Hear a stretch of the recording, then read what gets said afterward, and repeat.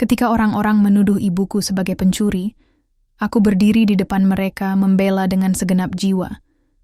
Tapi apa yang sebenarnya terjadi di balik tuduhan itu? Cerita ini bukan sekadar tentang kesalahan dan fitnah, tapi tentang kekuatan, cinta, kejujuran, dan harapan yang tak pernah padam. Halo teman-teman semua, selamat datang di channel ini. Di video kali ini aku akan membagikan sebuah kisah yang sangat menginspirasi, sekaligus penuh emosi tentang perjuanganku membela ibuku yang dituduh mencuri. Kisah ini datang dari pengalaman yang penuh liku dan pelajaran hidup yang sangat berarti. Jangan lupa like, komen, dan subscribe supaya kamu nggak ketinggalan cerita-cerita menarik dan penuh makna dari kami. Salam hangat dari aku. Semoga cerita ini membawa banyak hikmah dan berkah rejeki untuk kita semua. Amin. Aku masih ingat betul hari itu, hari yang mengubah segalanya dalam hidup keluargaku. Suasana pasar yang biasanya ramai dan penuh canda tawa mendadak menjadi sunyi dan penuh ketegangan. Ibuku, perempuan yang sudah kuanggap sebagai pahlawan hidupku, tiba-tiba saja menjadi pusat perhatian dengan tatapan penuh kecurigaan dan bisik-bisik yang menusuk hati. Ia dituduh mencuri oleh salah satu pedagang di pasar. Tuduhan yang membuat darahku hampir membeku. Aku masih ingat bagaimana ibu berusaha membela diri dengan tenang. Tapi tatkala semua mata tertuju padanya, hinaan dan tuduhan seolah berubah menjadi tembakan tajam yang melukai batinnya. Dia pencuri, seru beberapa orang dengan suara yang keras, tanpa memberi kesempatan pada ibu untuk menjelaskan.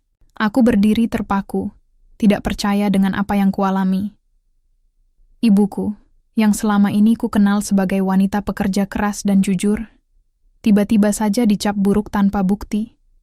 Kalau saja aku bisa menyeka air mata yang mulai menggenang di sudut mataku, aku pasti sudah melakukannya. Namun, air mata itu bukan untuk ditangisi saja, melainkan menjadi bahan bakar dalam hatiku untuk membela ibu. Aku tahu, aku tidak bisa membiarkan ibu terluka sendirian oleh fitnah yang tidak benar ini.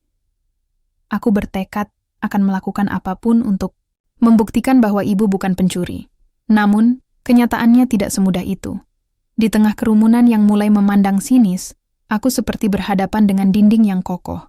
Kata-kata mereka menusuk, dan prasangka buruk semakin menguat tanpa ada yang mau tahu sisi lain cerita.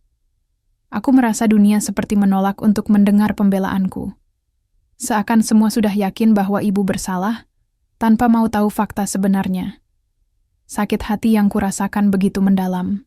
Bagaimana mungkin orang-orang yang selama ini kami kenal bisa berubah menjadi musuh dalam sekejap? Bahkan beberapa tetangga yang kukira dekat mulai menjauh dan memandang kami dengan pandangan penuh kecurigaan. Aku tidak mengerti apa yang salah dengan ibu sampai ia harus menerima perlakuan seperti ini. Meski begitu, aku tidak mau menyerah. Hatiku bergemuruh dengan satu suara lantang yang mengatakan, kebenaran pasti akan terungkap. Aku harus berdiri di depan ibu, menjadi pelindungnya, menjadi suaranya di tengah gelombang fitnah yang begitu besar. Aku tahu aku hanya seorang anak biasa, tapi cintaku pada ibu jauh lebih besar dari ketakutan dan rasa putus asa. Saat itu juga, aku memutuskan untuk mengumpulkan bukti dan mencari saksi yang bisa membantuku membersihkan nama ibu. Aku mulai mengunjungi satu persatu pedagang yang ada di pasar, bertanya dan mencoba mengorek kebenaran di balik tuduhan itu. Aku tahu, jalan ini tidak akan mudah dan penuh dengan lika-liku. Tapi aku yakin selama aku punya keberanian dan tekad, aku bisa menghadapi semuanya. Aku juga merasakan bagaimana beban ini bukan hanya untukku sendiri, tapi juga untuk ibu yang harus menahan malu dan luka di dalam hatinya. Dalam setiap tatapan ibu yang sayu dan senyumnya yang mulai pudar, aku melihat kekuatan yang luar biasa. Ia tetap berdiri tegak walaupun dunia seolah ingin meruntuhkannya. Itu membuatku semakin yakin, aku harus kuat untuknya. Hari itu menjadi titik awal perjalanan panjang kami. Perjalanan membela kebenaran dan melawan fitnah yang mengancam keluarga kami. Aku tidak tahu apa yang akan terjadi di depan, tapi satu hal yang pasti, aku tidak akan membiarkan ibu sendiri menghadapi dunia yang kejam ini. Aku akan kubela ibu dengan segenap jiwa dan raga. Setelah kejadian yang menghancurkan hati kami di pasar, aku sadar perjuangan ini baru saja dimulai. Aku tidak bisa hanya diam dan membiarkan tuduhan itu menggantung begitu saja di udara, merusak nama baik ibu dan menghancurkan kehormatan keluargaku. Aku harus melakukan sesuatu, meskipun jalannya terasa sangat berat dan penuh rintangan. Aku mulai menyusuri lorong-lorong pasar, menemui para pedagang satu persatu. Beberapa dari mereka menyambutku dengan wajah dingin, bahkan ada yang menghindar. Tapi aku tak menyerah. Dengan sabar, aku mengulurkan tangan dan mencoba membuka percakapan. "Pak, Bu, bolehkah saya bertanya tentang kejadian kemarin? Apakah benar ibu saya mengambil barang tanpa izin?" Tanyaku dengan suara yang bergetar, tapi penuh tekad. Ada yang menjawab dengan ragu, ada yang hanya diam. Namun ada pula beberapa pedagang yang menyatakan bahwa mereka tidak melihat ibu melakukan apa yang dituduhkan. Bahkan ada yang mengenal ibu sebagai sosok yang jujur dan pekerja keras, bukan pencuri. Dukungan kecil itu menjadi oase di tengah gurun keraguan yang aku hadapi. Namun, tidak semua orang bersikap baik. Aku seringkali mendapat tatapan sinis dan bisikan-bisikan yang membuat hati ini semakin teriris. Kalau benar anaknya, pasti ibunya juga sama saja, kata seorang pria dengan nada meremehkan. Aku menggigit bibir menahan amarah dan kesedihan, tapi aku berusaha tetap tenang. Aku tahu, emosi yang meledak-ledak tidak akan membawa ibu pada keadilan. Hari demi hari, aku mengumpulkan saksi yang bisa berbicara jujur tentang ibu. Aku menemui para tetangga yang sudah lama mengenal keluarga kami, teman-teman ibu, bahkan pedagang lain yang ikut merasakan ketidakadilan atas tuduhan itu. Lambat laun, beberapa orang mulai percaya dan bersedia membantu membela ibu. Di tengah perjuangan itu, aku juga memanfaatkan teknologi sederhana, ponselku. Aku mulai merekam percakapan dan kesaksian, mengumpulkan bukti-bukti yang bisa memperkuat pembelaan ibu. Meskipun tak mudah meyakinkan semua orang dengan bukti-bukti ini, aku tahu aku harus terus berusaha sampai kebenaran benar-benar terbuka. Rasanya seperti berjalan di lorong gelap yang panjang dan berliku. Setiap langkah kuambil terasa berat dan melelahkan. Namun, setiap kali aku melihat ibu yang tetap sabar dan kuat meskipun disakiti, aku kembali menemukan kekuatan. Ibu sering mengingatkanku, "Nak, jangan pernah menyerah pada kebenaran. Kalau kita yakin dan sabar, Tuhan pasti akan menolong." Aku mencoba untuk tidak hanya menjadi pembela ibu, tapi juga menjadi pelindung hatinya. Kadang aku melihat air mata yang diam-diam jatuh ketika ibu sendirian di rumah. Tapi dia tak pernah mengeluh, bahkan tetap menyambutku dengan senyum hangat saat aku pulang. Aku tahu dia ingin aku tetap kuat, agar aku bisa terus melawan fitnah ini. Suasana di rumah pun menjadi semakin tegang. Ayah yang biasanya pendiam, mulai sering pulang terlambat dan terlihat murung. Kakak-kakakku juga ikut merasa terbebani dengan masalah ini, tapi kami semua berusaha saling menguatkan. Aku sadar, ini bukan hanya tentang ibu seorang diri, tapi tentang kehormatan dan masa depan keluarga kami. Di tengah perjuangan itu, aku belajar satu hal penting. Kejujuran dan kebenaran memang kadang harus dibayar mahal. Namun, selama kita berani berdiri tegak dan bersikap jujur, cahaya akan selalu menembus kegelapan. Aku percaya bahwa suatu hari nanti, semua kesulitan ini akan menjadi cerita yang menguatkan, bukan yang menghancurkan. Aku bersumpah, aku akan terus berjuang sampai nama ibu bersih dari noda fitnah ini. Aku tahu jalan ini panjang, tapi aku tak takut. Aku punya cinta yang tak tergoyahkan, dan itu membuatku lebih kuat dari sebelumnya. Hari-hari berlalu dengan perjuangan yang semakin berat. Aku terus menggali fakta demi fakta, bertemu banyak orang, dan berusaha menepis segala prasangka buruk yang telah menodai nama ibu. Namun, siapa sangka di balik semua itu, ada kebenaran yang mulai terbuka perlahan. Suatu sore, saat aku sedang berbincang dengan seorang pedagang tua yang sering berjualan di ujung pasar, ia menceritakan sesuatu yang membuat hatiku berdebar. "Nak, aku sebenarnya sudah lama tahu siapa yang sebenarnya mengambil barang itu. Tapi aku takut bicara, karena mereka orang kuat di pasar," ucapnya dengan suara pelan dan penuh ketakutan. Aku memandangnya dengan penuh harap. "Siapa, Pak? Tolong beritahu aku, demi kebenaran." Pedagang tua itu akhirnya memberanikan diri. Ia mengatakan bahwa ada seorang pria yang baru beberapa kali datang ke pasar dan sering terlihat mencurigakan. Pria itu yang sebenarnya mengambil barang tersebut secara diam-diam, dan semua tuduhan dijatuhkan kepada ibu karena ia orang baru yang dianggap mudah disalahkan. Mendengar cerita itu, aku merasa seperti menemukan secercah cahaya di tengah gelap. Aku meminta pedagang tua itu ikut bersaksi dan memberikan pernyataan kepada ketua pasar. Bersama beberapa saksi lain yang mulai percaya padaku, kami berusaha mengumpulkan bukti-bukti yang dapat membuktikan kebenaran tersebut. Aku juga menemui pria yang diduga pelaku sebenarnya. Awalnya dia menolak berbicara, bahkan mengancamku agar tidak ikut campur urusan pasar. Tapi aku tak gentar. Aku merekam beberapa ucapannya yang menunjukkan ketidaktanggung-jawabannya. Perlahan-lahan, bukti demi bukti mulai menguatkan pembelaan ibu. Ketua pasar pun mulai membuka penyelidikan ulang. Ia mengumpulkan para pedagang dan meminta kesaksian mereka. Suasana yang awalnya tegang berubah menjadi lebih terbuka dan adil. Semua mulai melihat bahwa ibu bukanlah pelaku yang sebenarnya. Saat kabar ini sampai ke ibu, aku melihat air matanya mengalir tanpa suara. Ia menangis bukan karena sedih, tapi lega karena kebenaran mulai membebaskannya dari belenggu fitnah yang begitu berat. Aku merasa bangga dan terharu karena perjuangan kami tidak sia-sia. Namun, bukan berarti semuanya langsung selesai. Masih ada beberapa orang yang enggan menerima kenyataan ini. Masih ada yang memandang ibu dengan curiga. Aku paham itu wajar, karena luka kepercayaan memang tidak mudah sembuh dalam semalam. Tapi aku yakin, dengan bukti dan kesaksian yang kuat, lama-kelamaan mereka akan memahami dan menerima kebenaran.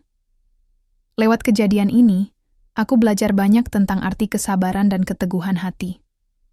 Aku belajar bahwa kebenaran tidak selalu langsung terlihat, tapi jika kita mau berjuang dan tidak menyerah, ia akan datang tepat pada waktunya. Aku juga semakin menghargai ibuku, wanita luar biasa yang tetap tegar meski dihantam oleh badai fitnah. Kini, nama ibu mulai bersih dari tuduhan.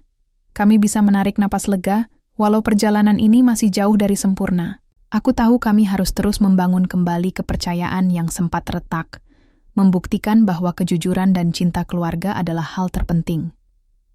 Aku ingin cerita ini menjadi pelajaran bagi siapa saja yang mendengar, bahwa jangan mudah menuduh tanpa bukti.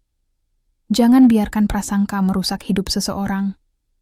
Dan bagi kita yang sedang menghadapi kesulitan, percayalah, kebenaran akan selalu menemukan jalannya, selama kita tidak pernah menyerah. Meski kebenaran sudah mulai terungkap dan tuduhan terhadap ibu mulai menghilang, luka yang ditinggalkan oleh fitnah itu tak mudah disembuhkan. Kami semua, terutama ibu dan aku, masih harus menghadapi bekas-bekas sakit hati yang dalam. Nama baik, yang dulu harum, kini ternoda hanya karena satu kesalahpahaman yang tak berdasar. Ibu sering terdiam lama, menatap kosong ke arah luar jendela rumah kami. Kadang aku melihatnya meneteskan air mata saat sendirian, jauh dari pandangan kami. Aku tahu ia memendam rasa sakit yang tak ingin ia ungkapkan. Kadang kata-kata orang seperti duri yang terus menusuk, walau telah aku hapus dari pikirannya. Aku mencoba menguatkan ibu setiap hari. Bu, kita sudah melewati yang terburuk. Sekarang saatnya bangkit dan melupakan semua itu, kataku penuh harap. Tapi aku tahu, menyembuhkan luka batin butuh waktu yang tak sebentar. Kepercayaan yang pernah hilang juga butuh waktu untuk dibangun, kembali, baik pada diri sendiri maupun pada orang lain. Aku juga belajar sesuatu yang penting dalam perjalanan ini. Arti memaafkan. Tidak hanya memaafkan orang-orang yang menuduh ibu tanpa bukti, tapi juga memaafkan mereka yang tak sengaja menyakiti hati kami. Bahkan, aku harus belajar memaafkan diriku sendiri yang dulu sempat ragu dan takut menghadapi kenyataan. Suatu malam, aku duduk bersama ibu di ruang tamu. Ia menggenggam tanganku erat dan berkata, "Nak, aku maafkan mereka semua. Aku maafkan juga diriku sendiri. Hidup ini terlalu singkat untuk disia-siakan oleh dendam dan kebencian." Kata-katanya sederhana, namun penuh makna yang dalam. Aku merasa hatiku ikut menjadi lega. Pelajaran ini aku bawa hingga kini. Dalam hidup, kita tak bisa memilih apa yang orang katakan atau pikirkan tentang kita, tapi kita bisa memilih bagaimana cara kita meresponnya. memilih untuk tetap sabar, memilih untuk tetap mengasihi, dan memilih untuk memaafkan. Karena dengan memaafkan, kita membebaskan diri dari beban yang mengikat jiwa. Hubungan kami dengan beberapa tetangga pun mulai membaik. Mereka yang dulu menjauh, mulai datang menghampiri, meminta maaf, dan menawarkan bantuan. Aku bersyukur, meski perlahan, dunia mulai menunjukkan sisi baiknya kembali. Tapi aku dan ibu tahu, kepercayaan harus kami jaga dan pelihara dengan sepenuh hati agar tidak mudah patah lagi. Kami juga mulai aktif kembali di komunitas pasar. Ibu yang dulu dikenal sebagai sosok pekerja keras dan jujur, kini kembali mendapat tempat. Semua itu tidak terjadi begitu saja, tapi lewat kerja keras dan ketulusan yang tak pernah padam. Aku bangga melihat ibu bangkit dari keterpurukan dengan kepala tegak dan semangat baru. Di balik semua luka, aku belajar bahwa cinta keluarga adalah kekuatan terbesar yang mampu menyembuhkan segala luka. Aku bersyukur memiliki ibu yang luar biasa, yang mengajarkanku tentang ketegaran, kesabaran, dan arti sejati dari pengampunan. Aku berjanji, aku akan selalu ada untuk ibu, tak peduli apapun yang terjadi. Setelah melewati badai fitnah dan luka yang mendalam, kini kami mencoba memulai lembaran baru. Aku dan ibu perlahan membangun kembali hidup yang sempat retak. Suasana rumah yang dulu penuh ketegangan kini berubah menjadi hangat dan penuh harapan. Aku melihat senyum yang mulai kembali merekah di wajah ibu. Senyum yang selama ini tertahan oleh beban tuduhan yang tidak adil. Aku berusaha menjadi anak yang lebih baik lagi, membalas kasih sayang ibu dengan perhatian dan doa yang tulus. Setiap pagi dan malam, aku selalu menyempatkan diri untuk berdoa bersama, memohon agar Tuhan memberkahi kami dengan ketabahan, kesehatan, dan rezeki yang melimpah. Karena aku yakin, hanya dengan doa dan usaha yang konsisten, kami bisa keluar dari masa sulit ini dengan lebih kuat. Kami juga mulai membuka hati untuk orang-orang di sekitar. Aku mengajak ibu untuk lebih aktif dalam kegiatan komunitas, membantu sesama, dan berbagi cerita agar pengalaman kami menjadi pelajaran berharga bagi yang lain. Aku percaya, setiap ujian yang kami lalui bukan tanpa alasan, tapi untuk membentuk kami menjadi pribadi yang lebih kuat dan bijaksana. Kehidupan memang tidak selalu mudah, tapi aku yakin selama kita bersama saling mendukung dan menguatkan, segala rintangan pasti bisa dilewati. Aku belajar bahwa cinta dan keluarga adalah fondasi terkuat yang akan selalu menjadi tempat kita pulang dan berlindung. Untuk kalian yang menonton cerita ini sampai habis, aku ingin mengucapkan terima kasih yang sebesar-besarnya. Semoga kisah ini bisa menginspirasi kalian untuk selalu percaya pada kebenaran dan tidak mudah menyerah ketika menghadapi cobaan hidup. Ingatlah, setiap kesulitan pasti ada jalan keluarnya, dan setiap luka bisa disembuhkan dengan kasih dan pengampunan. Aku juga ingin mendoakan agar kalian semua dilimpahi rezeki yang berlimpah, kesehatan yang baik, dan kebahagiaan yang hakiki. Semoga kita semua selalu dikuatkan dalam setiap langkah kehidupan. Terima kasih sudah menyimak kisah perjuanganku membela ibu yang dituduh mencuri. Jangan lupa untuk like, share, dan subscribe channel ini supaya kamu tidak ketinggalan cerita inspiratif lainnya. Tinggalkan komentar di bawah. Aku ingin tahu pendapat dan cerita kalian juga. Salam hangat dari aku. Semoga kita selalu diberkahi dan dilindungi oleh Tuhan. Amin.